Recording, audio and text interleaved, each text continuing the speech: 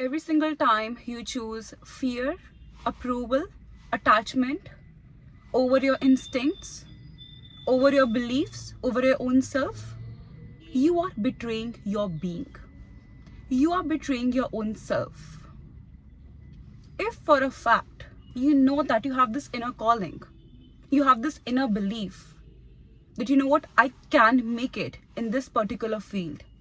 Like if I do this thing and I'm ready to put in the work, I can actually make a beautiful life for my own self.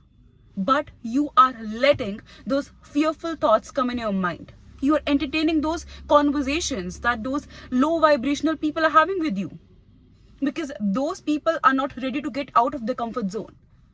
And they want the same for you. You are entertaining those people. You are not believing in your inner self. You are choosing fear in the name of practicality. Do you really think you are living the life that God has intended for you? You imagine right now you are looking at a picture of a really successful businesswoman or a businessman, and you can see yourself in that position. And you have this deep inner knowing that somewhere or the other, in some manner or the other, I will be able to achieve that. But for that, you need to learn those new skill set. You need to put yourself out there to build that connection, to be available when where there are opportunities. But you let that societal approval haunt you. You fear that what will people say? That I'm leaving my secure job to run after something which is not real, which is not practical. You are betraying yourself. In no world I'm saying that, you know what, leave your secure jobs and just follow your dreams or follow whatever your instinct says. No, that is like actually ignoring your responsibilities towards yourself, towards your family. But what I am saying is that when you have like a good plan, when you understand that, you know what, right now as a student, if you have the time, if you have the resource to actually invest in the skill set that you desire to pursue, or right now with your full-time job, you have this caliber, you have this belief in yourself that, you know what, if I just skip those thoughts, skip those comments that those people have, and I work part-time as well towards my vision, I can create something beautiful. Do it. The worst thing that we humans are doing to our own self is the negative self-talk that we are doing. The other day, one of my friend, her hand slipped and a glass of like water fell, and she started being like, oh my god, I'm so clumsy, I mess things up, this and that. And I was thinking to myself, it's not even a big thing. Like within a minute, the floor can be cleaned. And it was just a glass of water. It's fine. But the kind of negative comments she was saying to herself, calling herself clumsy, saying that she's irresponsible just for breaking a glass, that is so wrong. And every single day, whenever we make the slightest mistake, we are so ready to nag ourselves. We are so ready to actually talk so negative to our own self. And then we say, you know what, why things are not working out, why am I not confident? Because in the mirror, when a single pimple pops up, you be like, oh my god, I'm so ugly, my skin is not healed. Just someday you are feeling bloated, or you're not feeling your best self, you categorize yourself as ugly. You start calling yourself with different names. Who does that? Would you do that to a person who you love? No.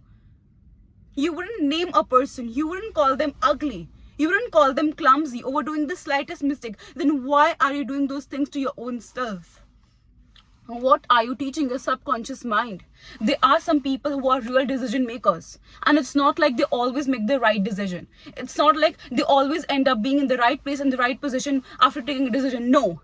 But they are decision makers because in their subconscious mind, maybe without even realizing, due to multiple reasons, they have this trust in their own self. They have trust in their instincts, and sometimes they might be wrong. But they for a fact know that even if they make a mistake, they can bounce back. Because there's no such mistake in the world, like a genuine mistake in the world which cannot be rectified over time. And over the slightest mistake, we are causing ourselves so much disturbance. We are causing our inner child so much pain. If sometimes we are not able to excel in a particular exam, students go crazy. They start having this limiting belief that maybe they are not meant for success. People who have genuinely attained success, people who are actually living the life of your dreams, read about their story, read about their struggles. Literally count the number of times they have failed so miserably. But the thing about them was, firstly, they were decision makers, and you can never be a decision maker. Even if you alter yourself, you convince yourself, I'm a decision maker, and you just make a decision without even thinking, you will end up actually self-sabotaging your own self, because it is a forced emotion that you're doing. But to truly be a decision maker and to truly trust your instincts, you need to have that confidence, and that can only be built by trusting your own self, by understanding that even if things go wrong, I will be there to back my own self up. But if right now you're just sitting in your bed watching videos, not actually doing anything to change the reality you're living in, you are betraying your own self. You're betraying the people around you. Sometimes in the name of being a good child, people are not ready to get out of the comfort zone, because they know that there is this narrative that the society, that their parents, that their family have for them. And they give this excuse for not transforming their life, for not working towards their goal, not working towards their passion. But in the end, can the people who genuinely love you, can they genuinely be happy if you are not happy in your current reality? The day you're dying, do you genuinely feel your last thought would be, oh my God, I was such a good child, I did whatever my parents said? Sometimes it's really important to understand what sacrifice you are making for not choosing yourself.